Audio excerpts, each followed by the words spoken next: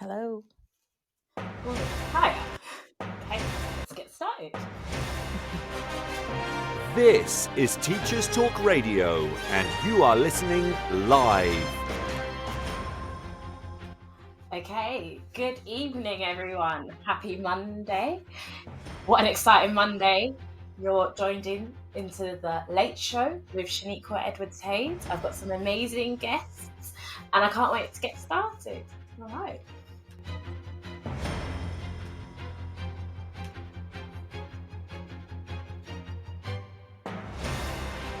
This is Teachers Talk Radio, and you are listening live. Tune in live at ttradio.org, or to join in the conversation, download the Podbean app and search Teachers Talk Radio. Follow the hashtag TTRadio. Tune in, talk it out with Teachers Talk Radio.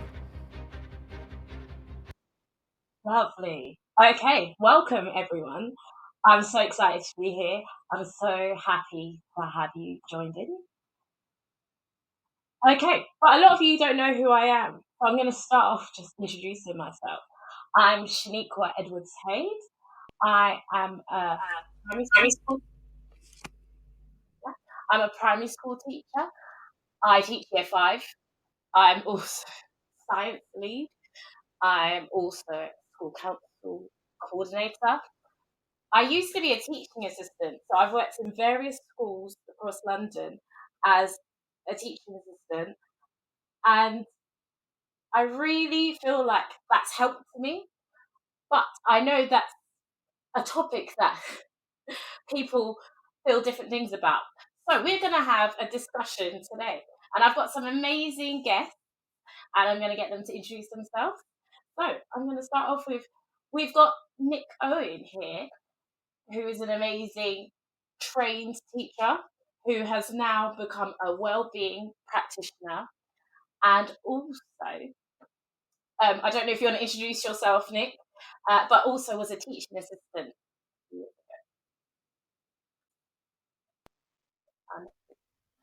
Hi, yeah, I've just managed to unmute myself. Sorry.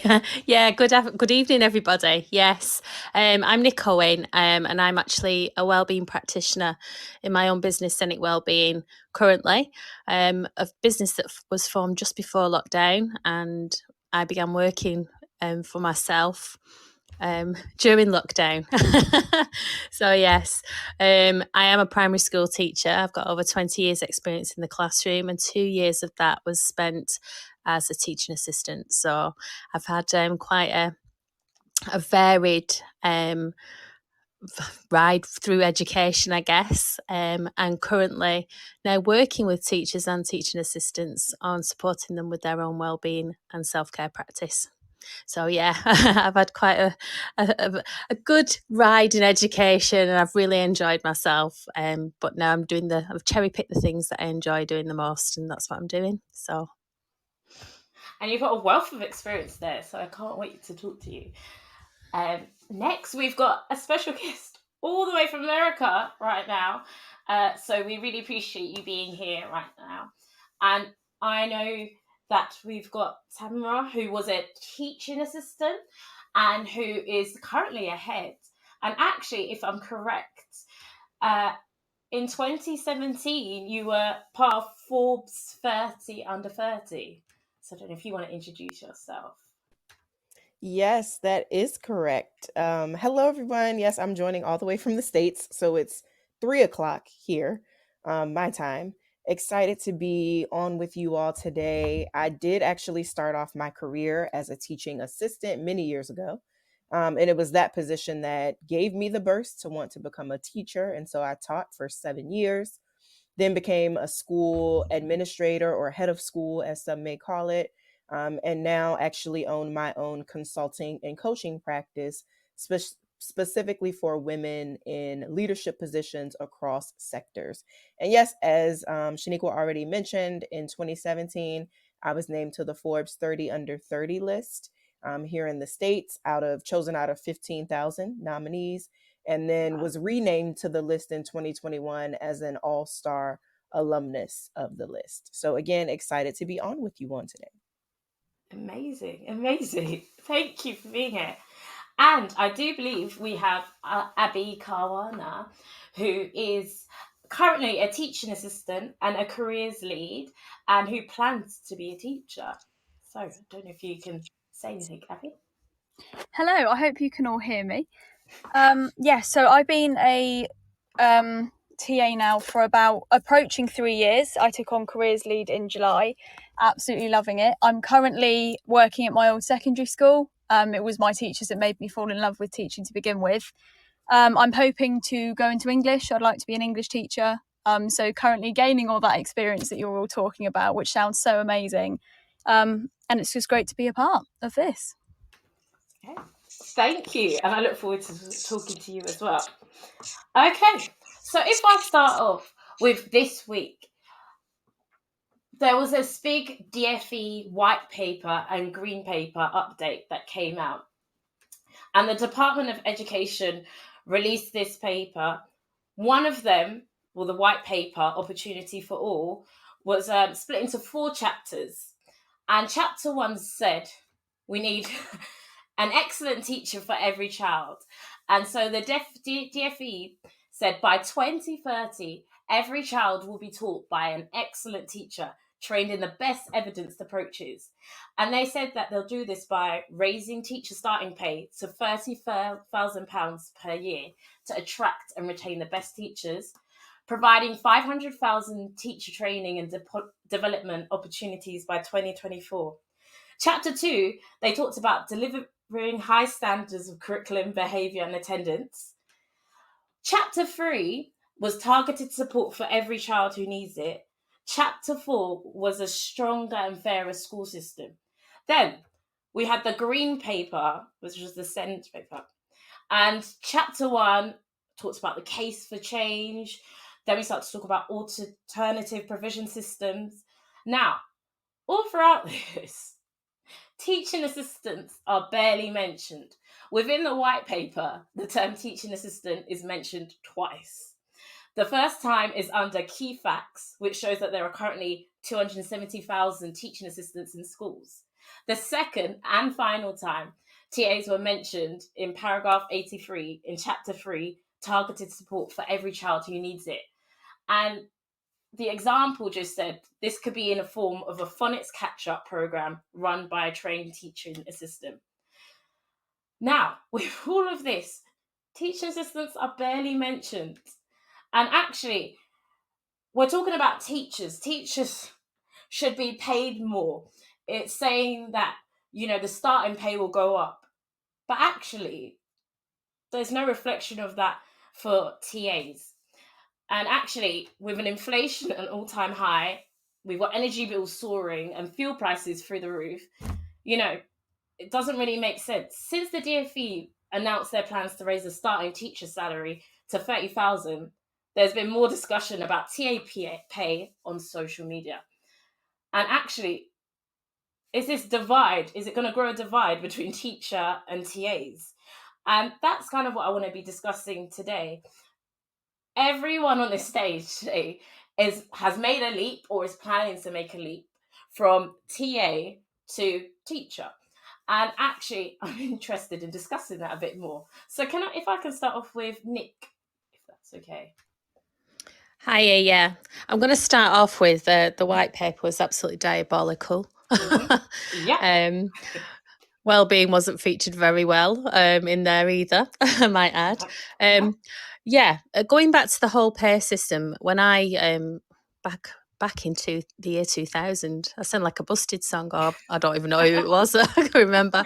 I was paid £106 a week, and that was pro rata. And I absolutely loved my job. It was the best job in the world as far as I was concerned. And I'd had some rubbish jobs through uni. And teaching assistants back then weren't paid very well at all. They're still not paid very well at all. No. For the role that they have, how crucial they are in the classroom, the amount of support that they offer, not just the teachers, but the children and the senior leadership team, that they are these wonderful cogs that without them, the school wouldn't run. So why on earth are we not investing money and training into our TAs and giving them a really good, looking after them, Yeah. pay, skill set, everything that I would have wanted as a TA. And I mean, don't get me wrong, teachers aren't paid enough either for what they do. Yeah. And if I had a magic wand, you know what would happen. Yeah, please, I'd want that too. But what we don't want is we don't want to see that gulf appearing between and us and them in the classroom, because what works so well with teaching assistants and teachers is the relationship and the connection that they have, and they have that one driving force, which is to educate children and to make them well-rounded young people. So we don't want to see that divide. But what we are going to start to see, if the government do not, invest in increasing pay for teaching assistants, is we're going to lose some really good teaching assistants. I've had conversations where people have said, they could go elsewhere and work elsewhere without the stress and get paid more. Yeah. And I hear that a lot, actually.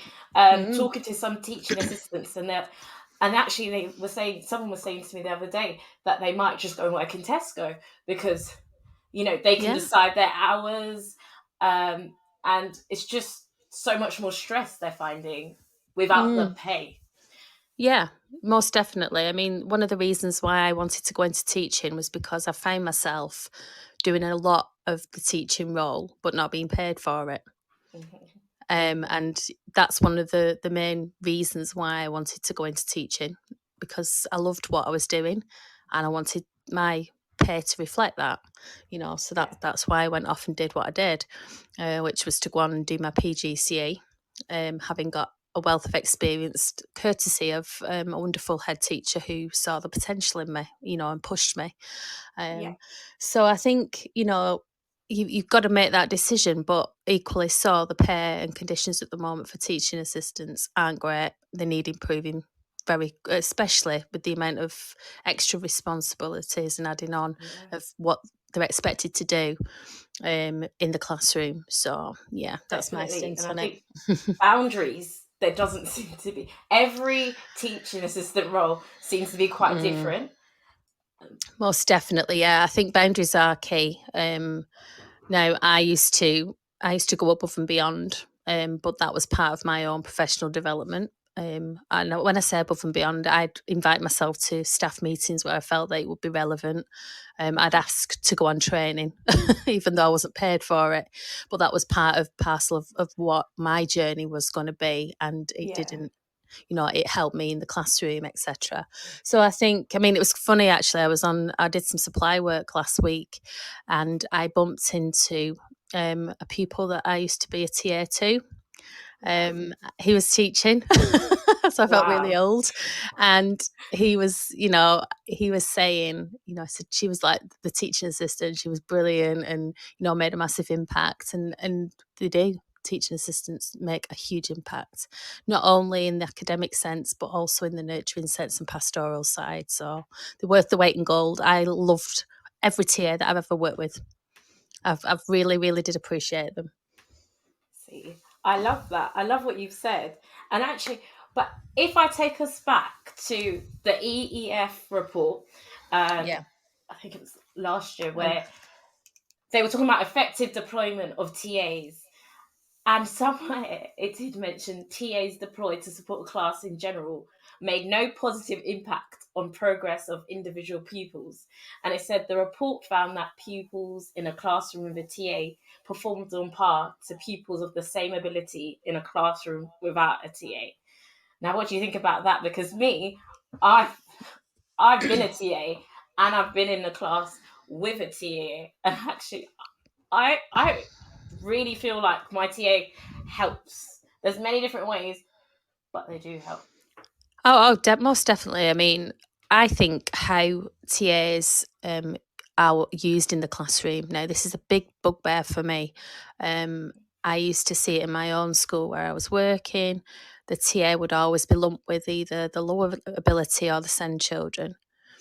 So I think how teaching assistants are deployed will have a bigger impact. I tried to rotate. So one day I would be working with my top group, and then I'd ask my TA to work with my middles, and the lower end would have something that they could access independently. And then we'd move it around. So I'd then say, right, to the TA, please can you work with this group, and I want you to do this, this and this. And she was like, oh, brilliant, yeah. And I think having that variety, because what we're always doing is we're always trying to chase and close the gap within the classroom. Yeah. And you can't keep putting teaching assistants with the lower ability all the time. So we need to vary that. So I think it's about how teachers use their TAs effectively in the classroom. I honestly, every TA that I've worked with, I know there's been an impact. And if it's not academically, it might be socially or emotionally. And that is what our government are failing to see in our children, which absolutely irritates me, because they don't see the child as a whole and the need for social and emotional education on top of their academic studies. The numbers to our government, the numbers that are going to be future wage earners. That's it. Sadly, that's how I feel. No, and I totally agree. When they're doing these reports, they're not actually looking at the other things. They're just looking at the academics, what they get in maths, English, all of that. So, and actually with my TA, it's great pastorally as well. And I was mentioning to you earlier that my TA is a part of the team, where actually if I do something, my TA does something. If I think back to a few years ago when I said something to my TA, and she said, "Oh, are you sure?" She was like, "No teacher ever asks me to do this, or no teacher ever really cares." And I thought, no, we're a team, so that's really important. It's key. Oh, most definitely. And I mean, when you work as a team, we're going for the greater good here. We're there to educate children, to give them the best start, to give them, all the life skills that they need, as little people, teach them how to share, teach them how to get along with people, teach them how to tolerate other people when they don't particularly like other people, because we don't all like everybody at the same time. I think it's really important that, the way that I worked, because I'd been a TA, I knew how important it was to feel seen, valued and heard. Yeah. And when you have somebody in your team, be it a teacher, be it head teacher, SLT, who actually believes in you and invests in you and recognises you for your qualities and your worth, that way then your confidence builds and you feel confident to tackle things that you possibly normally would have gone, oh, actually, that's not my remit. I don't feel confident in doing that. You build that confidence, and when you start to work with somebody on a day-to-day basis or, weekly basis, the relationship that you build and the connection that you build with your colleagues within your classroom setting is a good, solid foundation. And you're a source of support to each other. So the communication's so important, and the connection. And, it's just little things that you can do as teacher. I mean, I remember my TA coming in, he was full of a cold. I just come back from being poorly. And I said, listen, you shouldn't be here. Oh, I've got to be here. We've got to do this, this and this. I said, that can wait. I'm sending you home. And he was like, you can't send me home. I said, I can. I knew you are going home. And he needed to look after himself. But equally so, he called me out when I was working late, say, you need to get off. You told me that you were leaving. Off you go. So it's that accountability as well that you've got with one another. Looking out for each other, making each other a cup of coffee or a cup of tea, knowing how you take your sugar. It's those little things, you know what I mean? And I think... It's so true. Yeah, and I think it's crucial that, when you're working together. I mean, I've worked with people that, we've not necessarily been the best of friends outside of work, but we've had a professional relationship that's been maintained. And from that, then, connection grows, doesn't it? So I do feel that, we're all part of the same thing. we're all different cogs in the big picture, and we're all equally important. And I don't think there should be any hierarchy at all in schools with regard to people's roles, because from the cleaner right through to the head teacher, everybody is valuable. Everybody's important. Everybody's a cog in that system that makes that school work.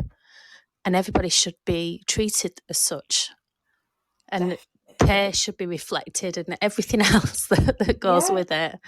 You know, it really should be reflected as well. I know that's such a big thing with TAs, and actually, if I think back to when I was a TA, and you mentioned it earlier, the pay was not the greatest.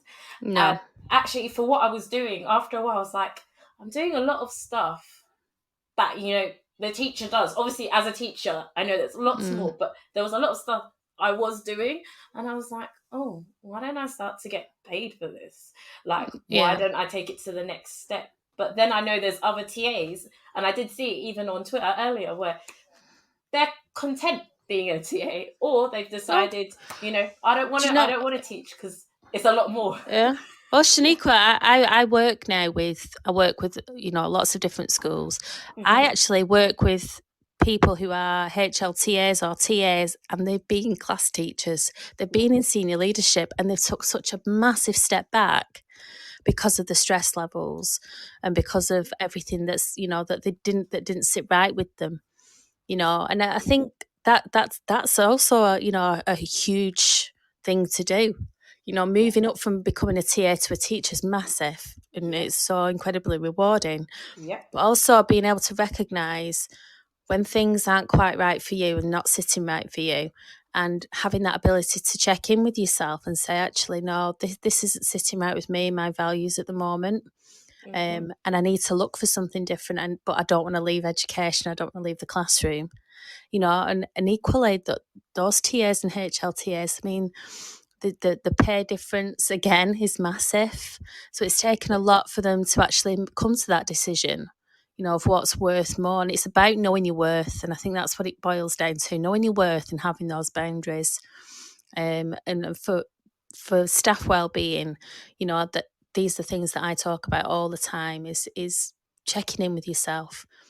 Is everything sitting right with what your core values are? Are they in line with the school? Yeah. Are you happy in what you're doing? Is it having an impact on your work-life harmony? If it is, what can you do to change it? Is it that you've got that thirst? We have, as human beings, we're constantly looking at how we can improve ourselves. It's wonderful. Sorry, you can't see me, but I'm nodding along. I'm like, yes. and you just think, the things that you want to achieve, as a TA, I wanted more. And I was supporting that in that journey, and it was facilitated, and that's wonderful. But sometimes you say, actually, it's too much for me and I want less.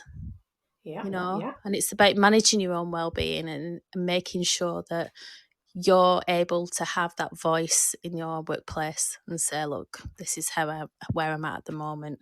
And I think that's the work that I do is talking to teaching assistants, talking to teachers, making sure that they're secure in how they manage their own well-being and self-care practice, so that they can, if they need to, have those difficult conversations with people who make more of the decisions in school.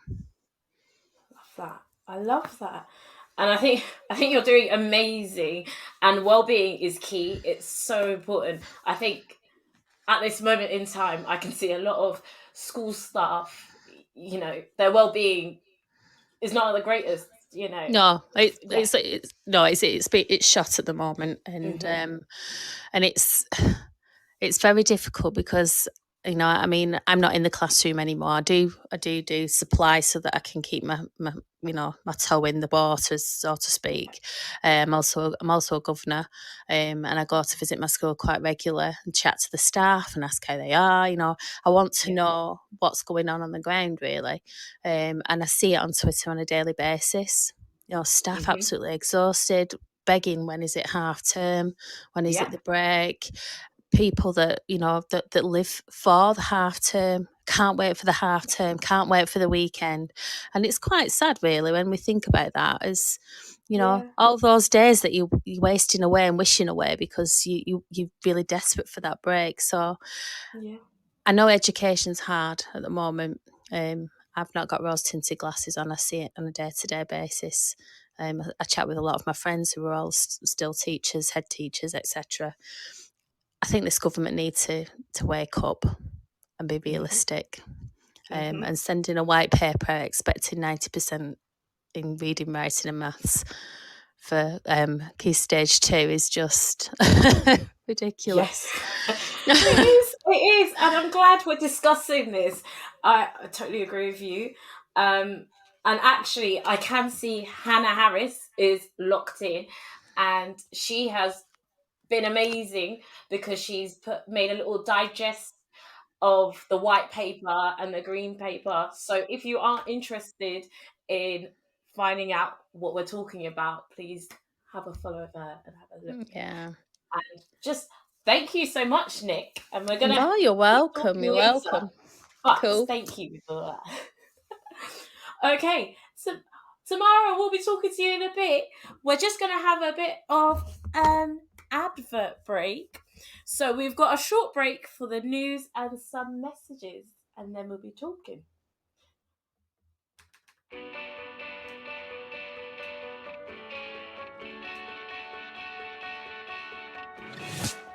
This episode of Teachers Talk Radio has been made possible with support from Witherslack Group, the UK's leading provider of SEN education and care. They're here to support you too through an ever-growing offer of free resources, including webinars, podcasts, articles, and events aimed at supporting teaching professionals like you. Visit their website at www.witherslackgroup.co.uk to find out more. Are you looking to take your phonics practice forward? Then Little Wandle Letters and Sounds Revised is the programme for you. Created by two schools with an excellent track record in phonics, Little Wandle Letters and Sounds Revised will help all children become readers and ensure no child is left behind. The programme offers complete support for your phonics teaching, alongside classroom resources and fully decodable readers from Collins Big Cat. To find out more, follow @LettersSounds on Twitter, Facebook and Instagram, or join a free briefing by visiting littlewandlelettersandsounds.org.uk. Introducing Bulb. With evidence-based learning at the forefront of education, let Bulb digital portfolios help reshape your educational practice. Bulb helps teachers teach and learners learn. Bulb is an easy-to-use, fully accessible digital platform that captures students' digital learning assets in one place, allowing them to evidence their learning and reflect on their growth. Our dedicated team of education specialists are on hand to ensure that Bulb fits seamlessly into all of your teaching practices. Come take a look and get a free account at bulbapp.com. Introducing Autism Aspirational Futures, a virtual SEN conference for parents and carers. Do you work with parents or carers of students with autism? If so, this free virtual conference from Witherslack Group can support them and you. Providing inspiring talks from leading experts, offering practical advice on supporting children and young people with autism and associated needs. This very special event will take place during Autism Acceptance Week and is sure to be an enjoyable occasion for everyone wanting to develop their knowledge, understanding, and celebrate their children's amazing superpowers. Don't miss out! Register for free at witherslackgroup.co.uk today. Witherslack Group, the leading provider of schools and children's homes for children with special educational needs. Okay, we are back in the room. That was an interesting first part. Great conversation with Nick. And now we're heading over to the States. And we've got Tamara there. Hopefully still there. Yep, I am.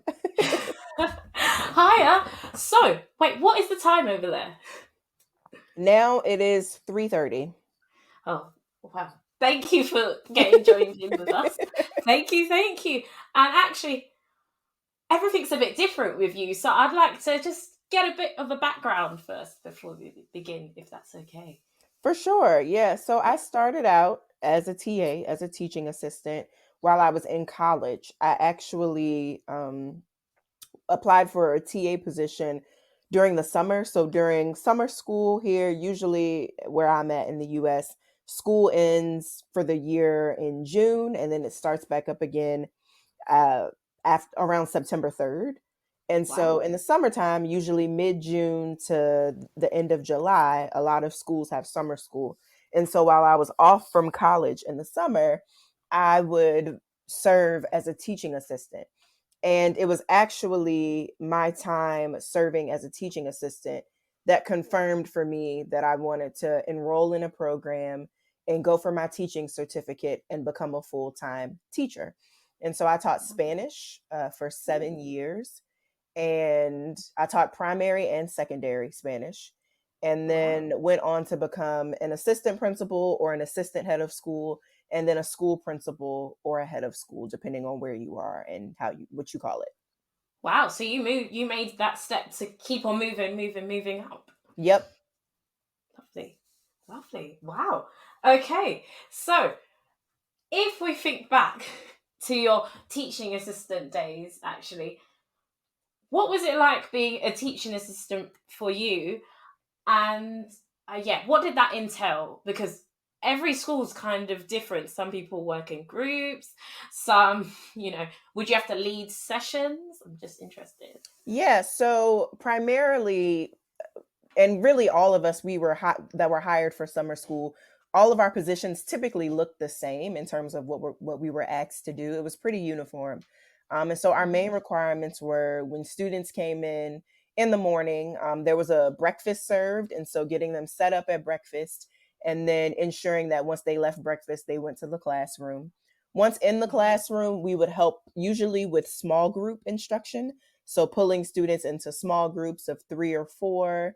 If students were doing independent work, then there were times where we would kind of go around, check in on them, make sure that they were progressing and answer any questions that they had, really just to kind of be a second adult in the room if the teacher was occupied or working with someone. And then depending on what the demand was, we were used to, make copies, do decorations, help set up plans or set up the classroom for the next day. But typically we were doing a mix of those tasks throughout the day. Okay, which sounds quite similar actually. And can I ask then, how was the process of changing over actually from teaching assistant to then teacher? And actually, did you feel that there was an advantage with that? So I definitely feel fortunate because I like to say that I kind of got to test it out before I became a teacher. Yeah. And really got that short glimpse into, okay, if I decide to do this as my job, what will it be like? And I did that for 3 years before I, decided to officially move forward and enroll in a teacher education program. So I was fortunate in that way that it gave me a glimpse into what being a full-time teacher could be like. Obviously, I didn't know what it felt like, and I don't think you really know what it's like to be a teacher until you become one. But the teaching assistant position definitely for me was a good chance for me to even see, like, do I want to be in a school every single day? Do I want to be around students? Do I want to work on a team of other educators? And to ask myself those questions before I made the investment and the leap. And it was different for me mainly because when I was a TA, I TA'd in elementary schools or primary schools. So I was grades 3 and 4. And when I became a teacher, I actually worked in secondary education. So I worked with young adolescents. So the age group was much different and required a different, level of behavior management or classroom support. But I do think that being a teaching assistant first gave me a good glimpse and a good, reflection for me to say, I think this is actually what I want to do with my career. I like that. And I totally agree with that. I think you're at a slight advantage because you can watch other teachers. You can see, I don't know, I gained a lot of stuff from watching all these different teachers. And actually, I would sit in the class and thinking, yes, this is what I want to do. Yeah. I want to I want to be a teacher. Although I do remember with my teacher training year, and I found my tweets from a few years ago, and on my first day I was like, I used to be a TA. I was a TA for so long. It's my first day as a teacher. I feel like I know what's going to happen. But actually, I realised it's completely different being a teacher. Definitely an advantage, but it's completely different. Yes. Yeah. And then you've made steps and steps to move on to different, roles. And actually, I've got a question. Which is your favourite, or which has been your favourite so far? Oh, that is a good question. I think, I'm no longer a school principal or head of school, but I think being the assistant principal was probably my favorite because I really got to be, and I do want to preface this by saying that typically anybody's experience as an assistant principal is really based on your principal, and how much they trust you and what kind of relationship they have with you. Because if you're working for, a head of school that is not trying to grow you as a leader and not trying to develop you so that one day you can become a school head, then I think that can very much, like, you'll hear people talk about their experience in a dramatically different way. But I worked for someone who really saw me as her partner and not her subordinate. And when she made decisions, she would bring me in, she would ask for my perspective and ask for my thoughts. And so I really got to feel like I was running a school, but I didn't have the weight that she had being the head person in charge, because that's a lot of pressure. Yes. And I felt like it really gave me the good balance of supervising teachers, evaluating instruction, leading a school, but also the space to mess up and ask questions and to not feel like the weight of the entire school is on my shoulders. So that's probably been my favorite. Hey, you're making me think maybe that's what I need to do next. And actually, can I ask this? So salaries for teaching assistants here aren't always the greatest. Is it the same in the States? Yes, it is. Okay. I want to say that first, in hearing you talk about teacher pay and teacher salary, I think being in the United States, I thought that it was just us. I don't know why. I thought other countries just paid teachers and TAs way more. And so hearing you share, I was kind of feeling, oh my gosh, so we're not alone in feeling like teachers and TAs need more money, because it's definitely the case here. Where I live in the States, it depends on where you start and how much education you have in terms of university or college education. But most TAs here get around 18 or 19,000 US dollars, which in pounds I think is around 13 or 14,000 a year. Yeah. And teacher salary here is about when I started teaching, my teaching salary was 45,000 US dollars, which is around 34,000 pounds. Okay, it's a bit more. It's a bit more than I'll say. Yeah. The biggest difference, though, of course, is that I believe you all have like universal health care. Yeah. Oh, yeah. We don't. So all of that comes out of our checks as well. Oh, yeah. Oh, gosh.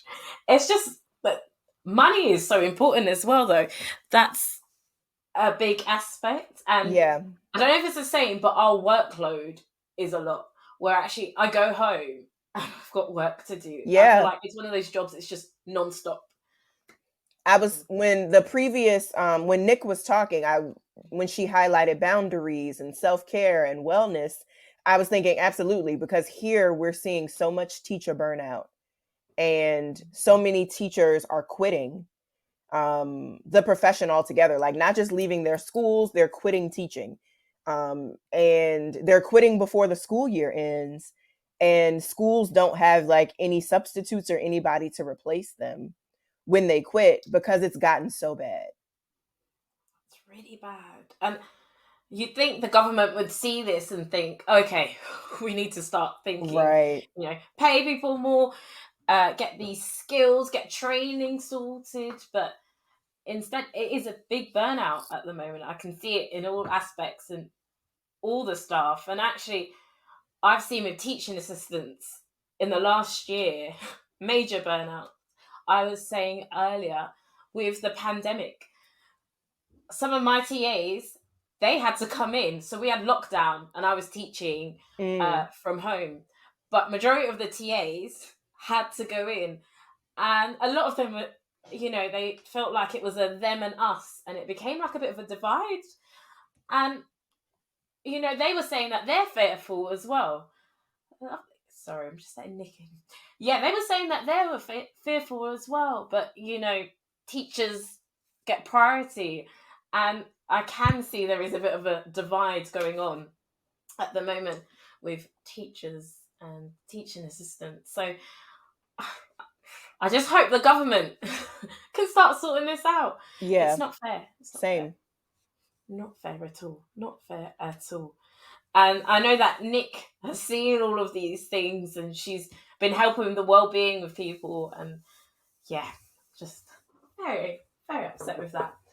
Can I ask you a question?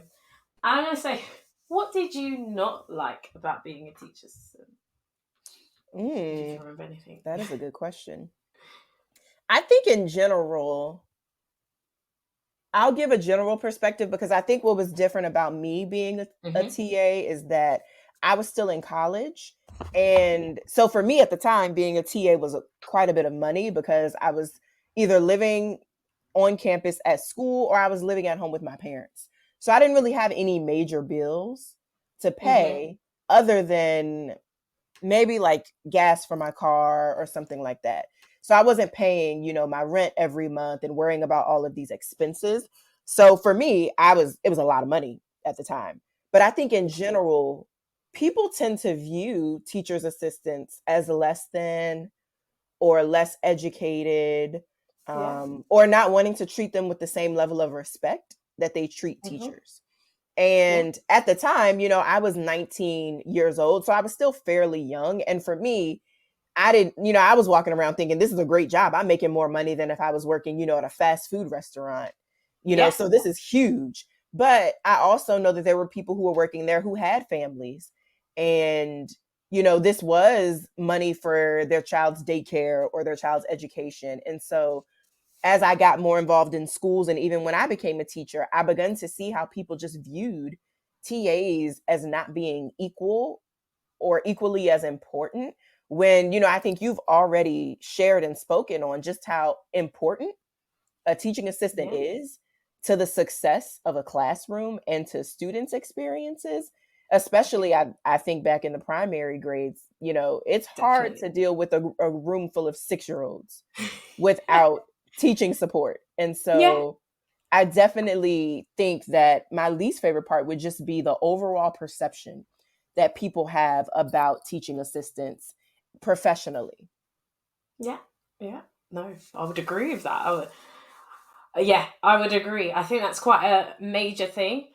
And it just makes me think when I was a teaching assistant, I had gone to university, I had my degree, I had everything. I just didn't want to make that step to be a teacher. But then some people still thought that, they were better than you. And actually I was just like, we're a team. Yeah. We're a team. Yeah. Yeah. And actually, Nick, can I ask you that same question? Maybe what did you not like, if you can remember? I don't know if Nick's there. I think we might have lost her. Oh, we might have lost her, which is fine. Hopefully she comes back. And I'm going to ask you, what is one thing you miss about being a teaching assistant? Because I was thinking earlier, and I was thinking, I miss not marking loads of books. I really do miss that. Because marking is it's long. It's yeah. To it. I do miss, I will say this theme is repeated. I think being a teaching assistant, because it gives you that glimpse of teaching without having to fully be a teacher. In the States, specifically, I'm from Virginia, which is on the East Coast of the United States. And in Virginia, if you're in a public school, we have something called the Standards of Learning, and it's a statewide assessment. that is given starting in the 3rd grade, going all the way up until you finish high school or secondary. And Okay. you usually get one in math, science, English, and history. And there's a benchmark set that you have to pass. And within each school, if your school does not have a certain percentage in each category, you lose your accreditation for the year or you're put on warning. And once we saw the standards of learning becoming more important and more widespread, then you kind of have teachers that end up just teaching to the tests or teaching for the assessment. So the ultimate goal is, I just want my students to pass this test, period.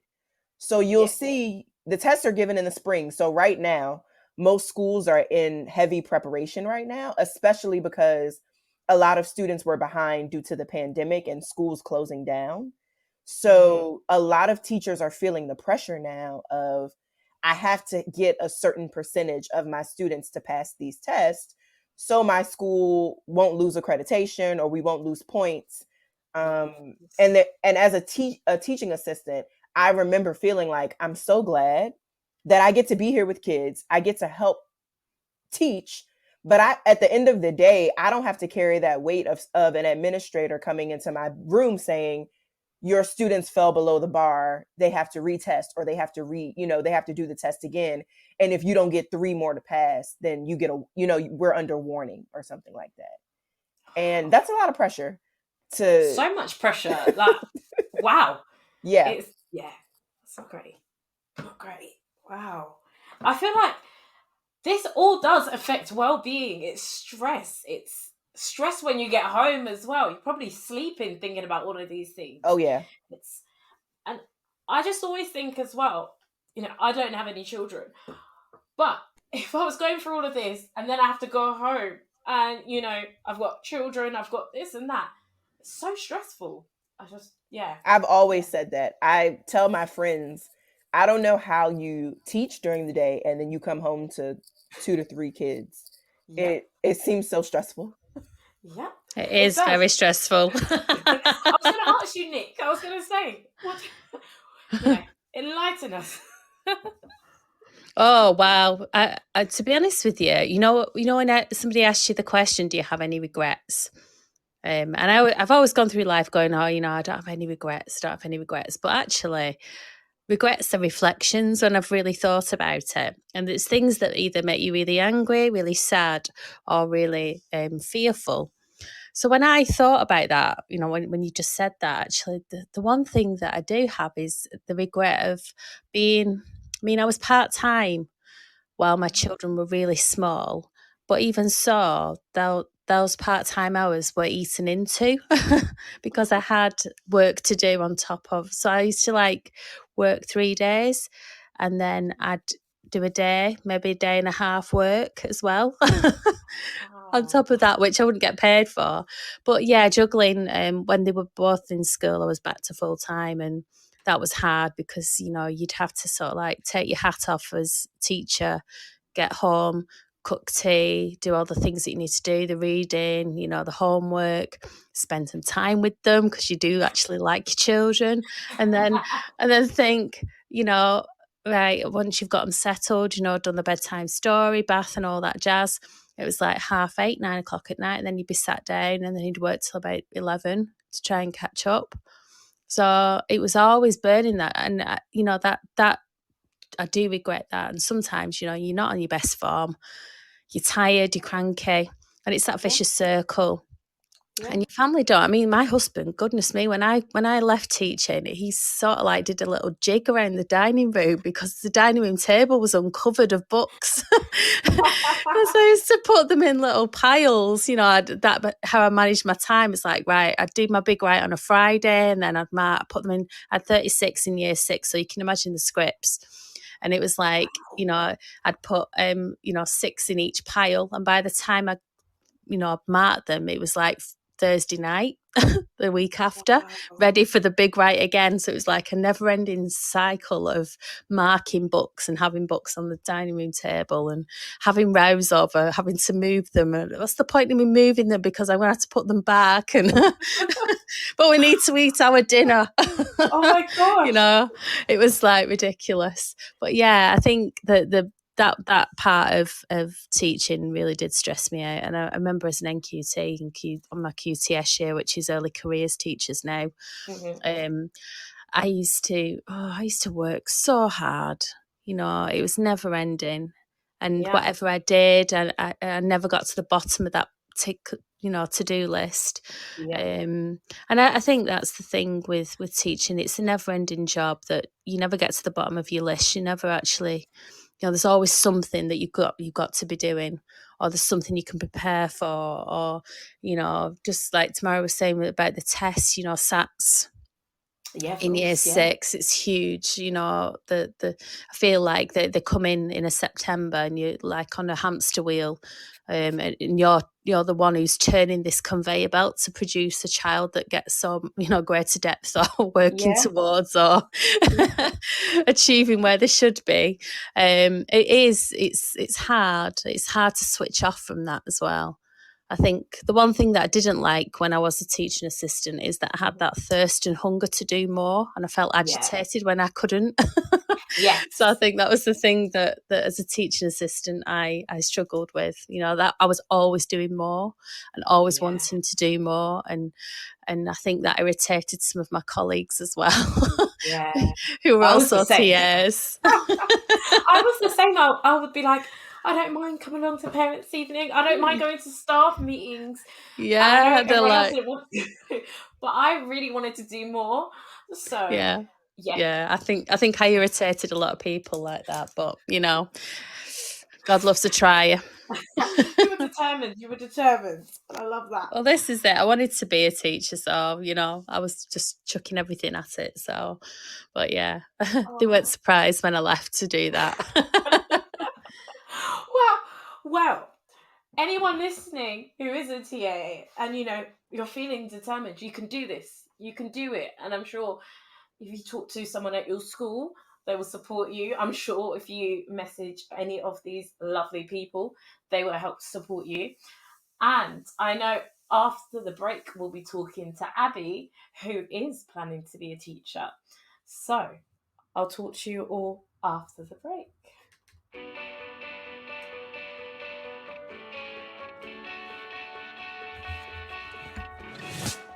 This episode of Teachers Talk Radio has been made possible with support from Witherslack Group, the UK's leading provider of SEN education and care. They're here to support you too through an ever-growing offer of free resources, including webinars, podcasts, articles, and events aimed at supporting teaching professionals like you. Visit their website at www.witherslackgroup.co.uk to find out more. Are you looking to take your phonics practice forward? Then Little Wandle Letters and Sounds Revised is the programme for you. Created by 2 schools with an excellent track record in phonics, Little Wandle Letters and Sounds Revised will help all children become readers and ensure no child is left behind. The programme offers complete support for your phonics teaching, alongside classroom resources and fully decodable readers from Collins Big Cat. To find out more, follow @LettersSounds on Twitter, Facebook and Instagram, or join a free briefing by visiting littlewandlelettersandsounds.org.uk. Introducing Bulb. With evidence-based learning at the forefront of education, let Bulb digital portfolios help reshape your educational practice. Bulb helps teachers teach and learners learn. Bulb is an easy-to-use, fully accessible digital platform that captures students' digital learning assets in one place, allowing them to evidence their learning and reflect on their growth. Our dedicated team of education specialists are on hand to ensure that Bulb fits seamlessly into all of your teaching practices. Come take a look and get a free account at bulbapp.com. Introducing Autism Aspirational Futures, a virtual SEN conference for parents and carers. Do you work with parents or carers of students with autism? If so, This free virtual conference from Witherslack Group can support them and you, providing inspiring talks from leading experts offering practical advice on supporting children and young people with autism and associated needs. This very special event will take place during Autism Acceptance Week and is sure to be an enjoyable occasion for everyone wanting to develop their knowledge, understanding, and celebrate their children's amazing superpowers. Don't miss out! Register for free at witherslackgroup.co.uk today. Witherslack Group, the leading provider of schools and children's homes for children with special educational needs. This is Teachers Talk Radio, and this is Teachers Talk Radio News with Gail Glenn.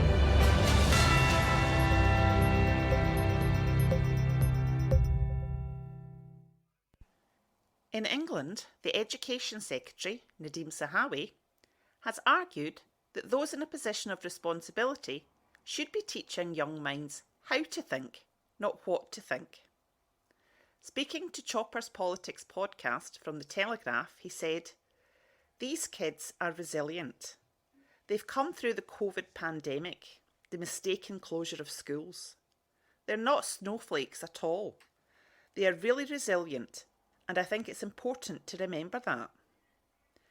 Children, if you teach them to be curious, if you teach them to understand how to filter and rely on quality journalism, and understand both sides of the argument, then you'll be doing something truly great." When asked if children should be able to read racial slurs such as those contained in Harper Lee's To Kill a Mockingbird, Mr. Zahawi replied, "Totally. I think it's really important that children are allowed to be able to be curious, to understand where this stuff comes from, rather than create these sort of false filters for them." Mr. Zahawi also said he was deeply uncomfortable with people beginning to view everything through the lens of 2022. You don't become a better nation, a more cohesive community, by denying the past, removing the past. You explain the past, and you have to explain both sides.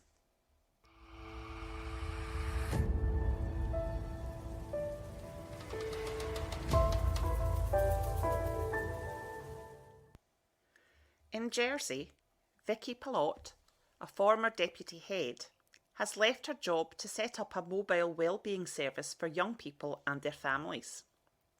She is in the process of finding sponsorship to cover the £70,000 running costs. Vicky has spent £12,000 of her own money on a school bus which she is renovating with the help of friend Bradley O'Malley. She said, "I think it's important because I wanted to be able to reach children across the island. I've also noticed in the past 2 years especially that the needs have been raised in terms of support, well-being and anxiety. I am somebody who likes to be proactive, and I have spent the last 2.5 years designing proactive programmes to support children and their families, and now I'm ready to have those programmes delivered. If it gets the funding it needs, the bus could welcome its first families by the middle of May." This has been your latest Teachers Talk Radio News with Gail Glenn.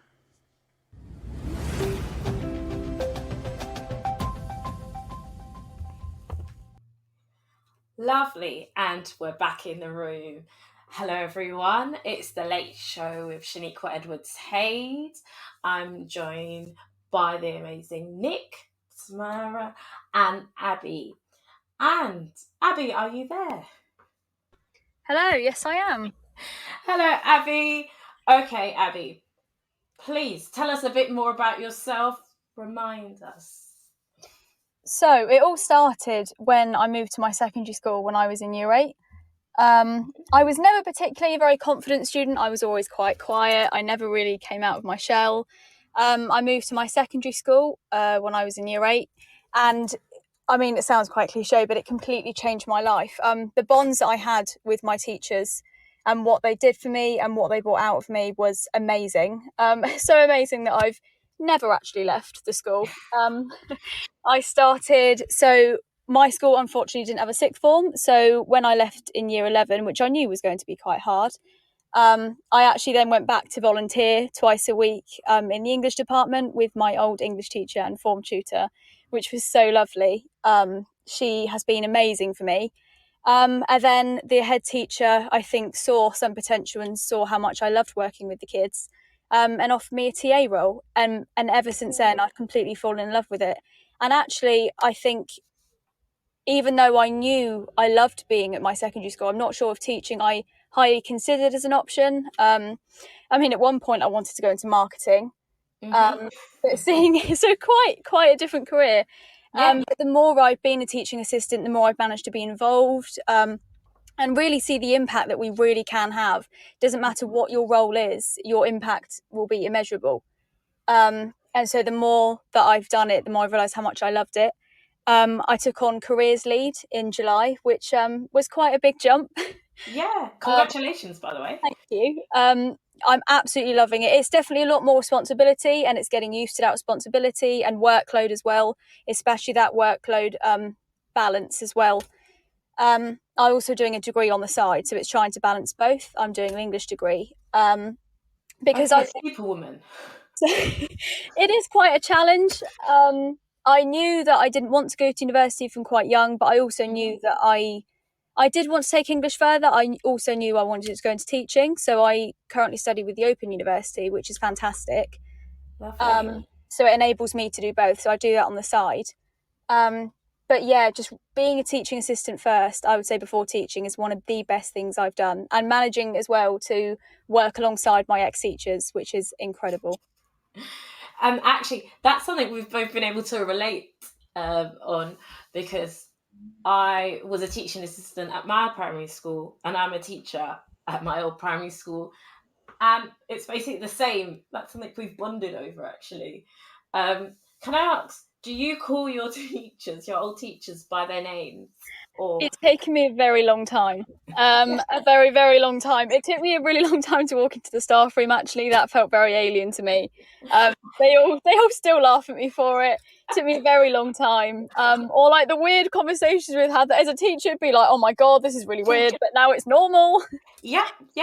That's I kept saying to one of my teachers, sir, and one day he was like, Shaniqua, we're colleagues now. Stop calling me sir. And I'm like, okay, sir. Oh, my bad. It's such a habit, but it's amazing because they are the people that changed my life.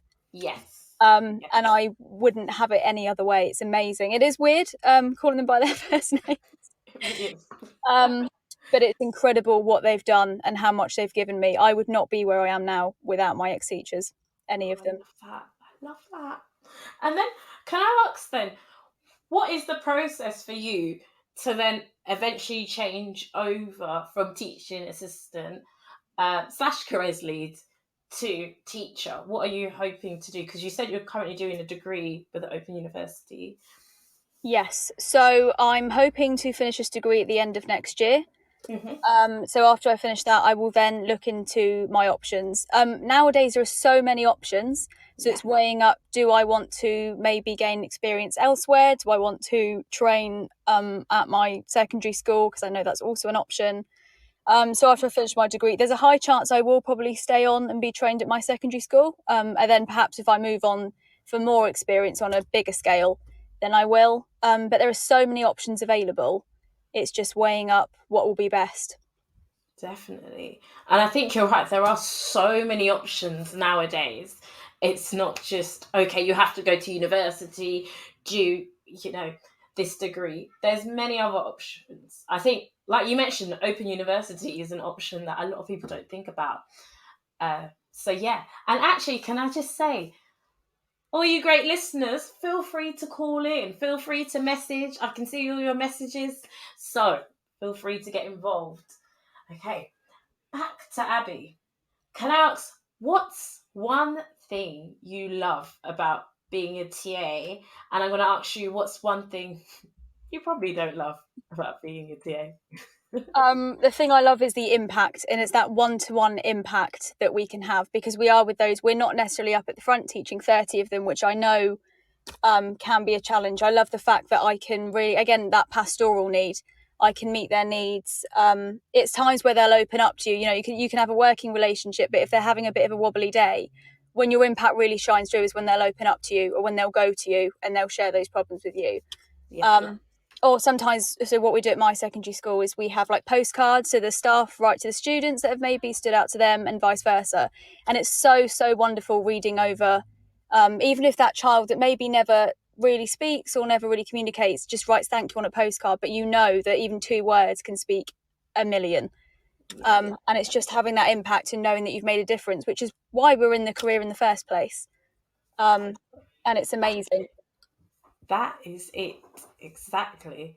I'm just trying to think of one thing that's maybe... I think sometimes it can be workload, just because we do a lot of the things that teachers do as well. I mean, obviously not the teaching side, but we can lead small groups. We can, you know, even down to things like seating plans or helping with behaviour and everything like that.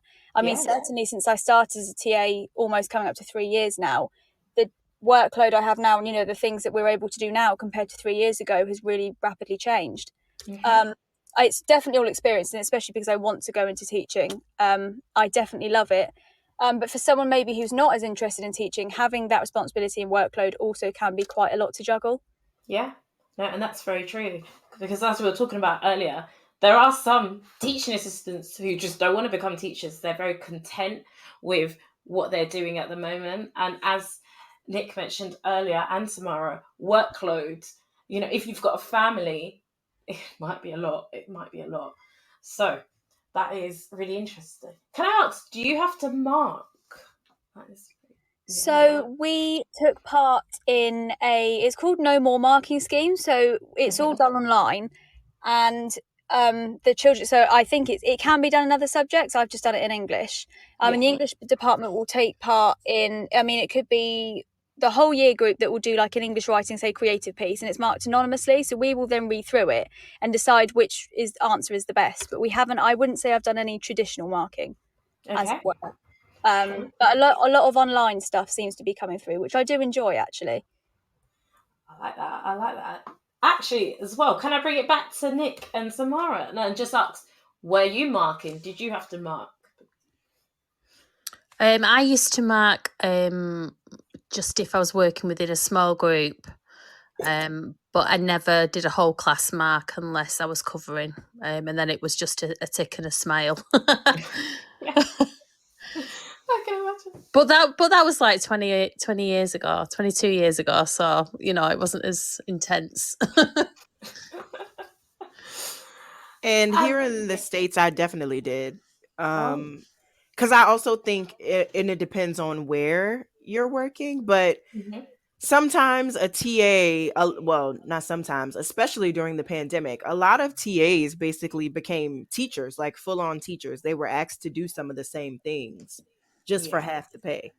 So when I was a TA, I definitely did a lot of that. That's so mad. It's mad. You might as well get paid teachers' pay. Yes. Wow. Thank you for sharing that. Thank you. Abbie, can I ask, do you feel like being in a classroom, you know what kind of teacher you want to be like, or you want to be? I have to admit, yes. As well as another thing I love being a TA is that we can TA, or we do TA, the whole variety of the subjects. So I go from, could be English to maths, which is a complete other end of the scale, or science, engineering I've got on my timetable. I'm not sure quite how useful I am in that lesson, but I'm learning as the days goes on. But it's amazing to see, and also the different teaching methods. That's what I love to see, is something that actually is taught in maths. Well, you know, when I'm older, actually, could we use this, you know, a method like this, or a teaching method in English, or that was particularly effective. And kind of the do's and the don'ts, which even as a TA, I learn every day. You know, that worked quite well. Okay, that definitely didn't work. We'll reflect on that and we'll try again another day. I definitely have. I mean, a lot of my ex-teachers, so especially my my old maths teacher. So maths was a subject for me that I was the least confident in, and definitely the weakest at. I've never got along with numbers.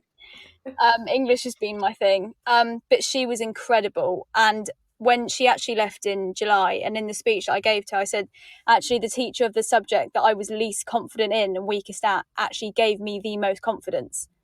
And so to be able to take everything my ex-teachers have given me, which is an incredible amount, and to be able to teach like them, and to be able to have the impact on students just like they did on me, that's kind of what I'm aiming for. And I've got that vision in my head of that impact and that drive and that belief. Just once a child knows that you've got that in them, it's incredible. Yeah. Gosh, you can't see me either, but I'm like fully nodding my head, totally agreeing with everything you're saying, and I can hear the passion in your voice. And I honestly hope some of your teachers are listening, because wow, I can feel the belief. Which actually is interesting, because I don't know if you heard earlier, but I was just talking about the EEF report that was about effective deployment of TAs, and they said when a TA is deployed effectively, it can provide 4 months additional progress. But it did say TAs deployed to support a class in general made no positive impact on progress of individual pupils. And actually, the report found that pupils in a classroom with a TA performed on par to pupils of the same ability in a classroom without a TA. What do you think about that? I think there is definitely no price that we can have, especially on our SEN kids, that, you know, would really, really struggle accessing the curriculum if we weren't there. That could be emotionally, that could be academically. But I do think, and again, it comes down to pay again of how much TAs really, you know, should be valued. And I know they are. I mean, at my secondary school, we really, really are. I'm very lucky to be where I am. But I do know that, you know, depending on where you are, but the value of TAs, if they're used in the right way and if they're valued, what that can bring to the child and the teacher, I mean, even the class management is incredible. Yeah. Do you know what? I wish like the government and everyone could hear what we're discussing and what we're saying. I think a lot of things need to change, and TAs are amazing. I tell my TA that all the time. Absolutely amazing. And I'm very proud of you, Abbie, as well. Just listening to you, you're just so passionate, and we need teachers like that who are passionate. So, you know, keep it up. Thank you very much. And what I'm going to add is, as we start to end, there's a question I like to end my shows with. And I want every guest to think about what or who is their favourite fictional teacher. So to end, I want you to think, who is your favourite fictional teacher? And also, listeners, feel free to comment, let us know who yours is. I might start off with, mine is Professor McGonagall from Harry Potter. I just think she really cared. She was quite firm. I just loved her. I loved her. Okay, Abbie, can I go to you? I was thinking about this earlier, actually, and I'm on the lines of yours. So I was going to go for Professor Dumbledore, actually, just because what stands out with me the most is how wise he is, but how he doesn't necessarily, it's not let on all the time, how much the care is there, but it's not necessarily explicit, but just wise. And I think as teachers, that really, really shapes our role. And how wise we are. And it doesn't necessarily have to be explicit. It could come across in the way that we are speaking to the kids, or we talk about our own experiences and our downfalls, but just how wise he is. And that just, I think that integrity as well as a leader really stands out to me. Great leader. He is a great leader. Also, I'm guessing you're a Harry Potter fan, so yes. Yeah, love it. Nick, can I hear from you, please? Yeah, well, I really, mine has had to be a blend. Okay, go on, blend it up for me. Because when we think of you know, the different qualities that a teacher can have, I think of Miss Honey out of Matilda. Just because she was so caring and so considerate of the children, and her approach to teaching was through kindness and through encouragement and nourishing and encouraging the children to grow rather than Miss Trunchbull. Then I think you need a Mr. Poppy. Everybody needs a teaching assistant called Mr. Poppy, just to just bring everything alive and be silly and daft at the right times, and just get everybody whipped up into a frenzy and get the creative juices flowing. And then you need to bring it back down again with a bit of John Keating from Dead Poets Society, who was passionate and inspiring and so knowledgeable and just got them where they needed to be.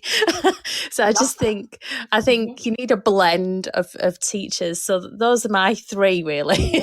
I could have carried on, to be honest, but I do feel that you know, I think depending on the day, the season of the teacher, the season of the curriculum, and the academic year, depends on whether you get a Miss Honey, a Mr. Poppy, or a John Keating. Do you know, it's so true. But actually, Miss Honey, you've got me thinking now. My class, we're currently reading Matilda, and Miss Honey, one of them did say, they were like, she's too nice. She is too nice. Do you think Miss Honey is too nice?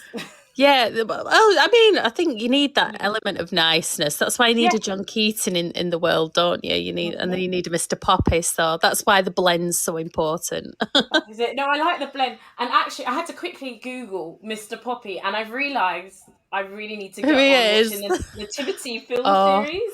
He's epic. I love his parka. I just love his parka jacket. It's just amazing. Is it this yellow parka jacket? Yeah, and he's got like the blue one with the hood, and he's just epic. He just gets the kids going into places where they, you know, the belief that he has in them is wonderful. Oh, I love it. It's just so full of energy. You've got to watch it. That's what I'll be watching. I'm on my Easter holidays now, so that's what I'm going to be watching. So you're going to watch the Nativity at the Easter holiday? I love it. Yeah.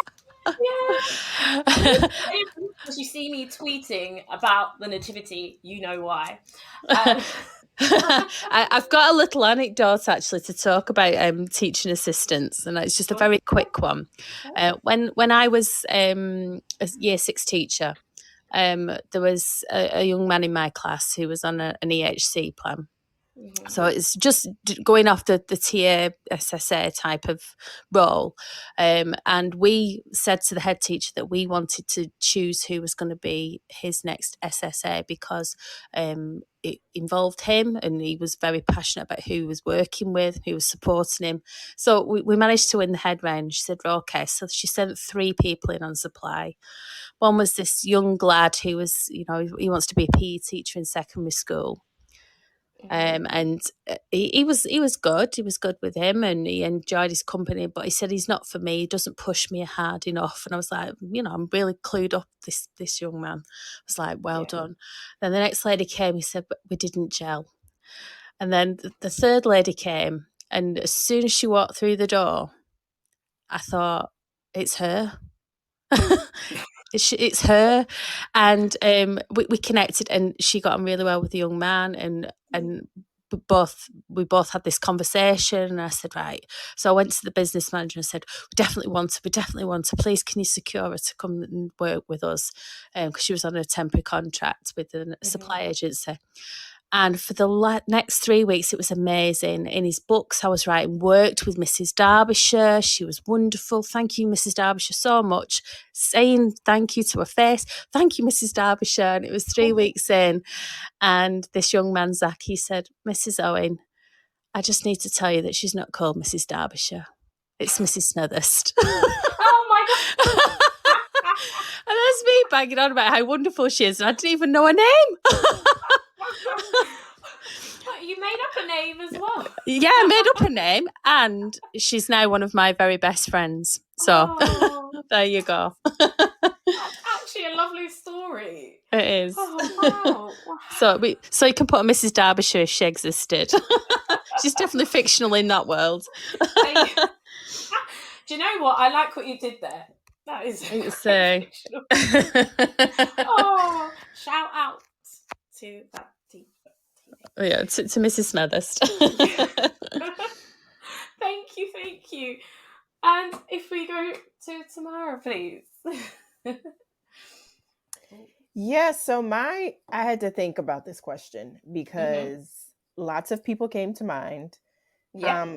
But I will say probably one of my favorite fictional teachers is Sister Mary Clarence from the Sister Oh, Act movie yes. series. Yes. From Sister Act 2. I love that movie. I've seen it way more times than I can count. I sing with it every time it comes on.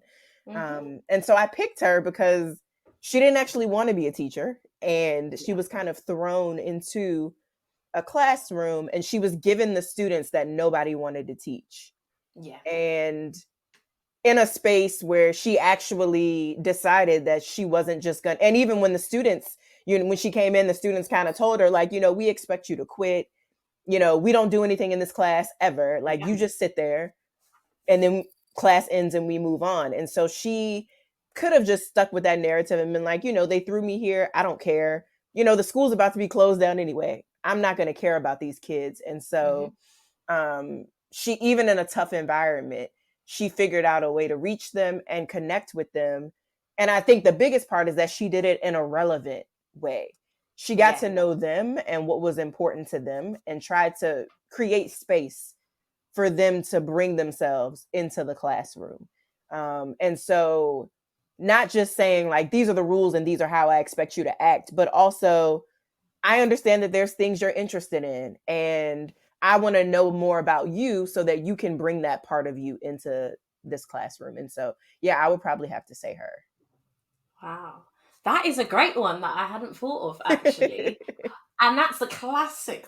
All the Sister Acts, but Sister Act 2, an absolute classic. Yes. And do you know what? I remember that they didn't even want to sing. Some of them did not want to sing. But then by the end, they were all loving it. And she found a way to reach out to these children. And I think what's key is that the children are everything.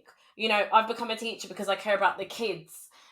People come TAs because they care about the kids, and that is key. And actually made me think of that. So thank you. That is a good one. Wow. I'm just checking. Any listeners? I'm going to give you guys a chance to think of who your favourite fictional teacher is. Whilst I'm thinking of that, I would like to say a big thank you to my co-hosts today. You've been amazing, all three of you. I've learned a lot, and actually it's been nice to have this discussion with all of you. And I'll just would you like to share your Twitter if you've got one? Because I'm sure people would like to follow you. So if I start off with Nick. Yeah, mine's at sphoenix78. So just to confuse everybody, but I do have Nick Owen on the end of it.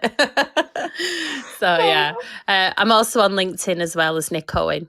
And you can contact me on my website, which is zenithwellbeing.co.uk. So yeah, lots of ways to get hold of me.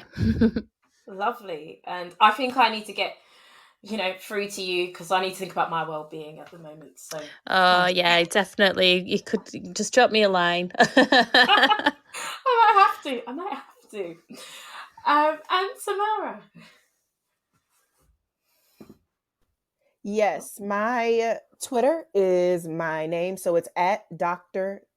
Tamara Dias. So at DR and then just my name. But also, if you search my name, I'm pretty sure I'll come up pretty easily as well. So yeah, you're actually everywhere, which is amazing. I'm still so excited about the Forbes, Forbes 30 under 30 Forbes. That's amazing. Thank you. It's definitely I got the honor and then went back into a school afterwards. And one of the things that I'll never forget, like the hiring committee asked me was, why didn't you say that in your interview?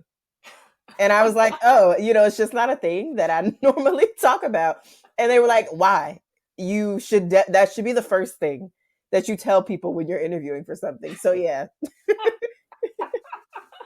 Oh, wow. No. It's better they find out later. I agree. You missed out. That is it. And Abbie, I think we're still in the process of making a Twitter. Yes, so that's a work in progress. I will get around to that. And I've also just noticed from my username that it's just a load of letters, which sums me up with technology perfectly, really. So my LinkedIn is Abbie Carwana, which I will post somewhere just because I know Carwana is quite a tricky spelling. So don't be concerned about my username. I'm not sure where that's come from. Do you know what? I will post everyone's socials, and Abbie, I'll post your LinkedIn. Yeah, I was a bit worried at first, Abbie. I was like, is this Abbie? I did try to change it, but you know, the thing, I could make this worse and accidentally end this whole thing. So I'll sit back and explain myself later on the call. So now's my time to shine. There we go. I thought I'd just clarify that with everyone. We all know the gibberish words. That's Abbie. It's all fine. It's all fine. Wow. Thank you so much to everyone who's listened, who's got involved. Thank you to the guests. I've had a lovely time. I'll be back with you in 2 weeks' time on Monday, the 18th of April, same time, 8 p.m. And that is Bank Holiday Monday. So, of course, what else would you rather do than listen to me? Thanks again, everyone, and have a good evening. Bye. You've been listening to Teachers Talk Radio. Tune in live and listen back at ttradio.org. We look forward to hearing from you next time on Teachers Talk Radio.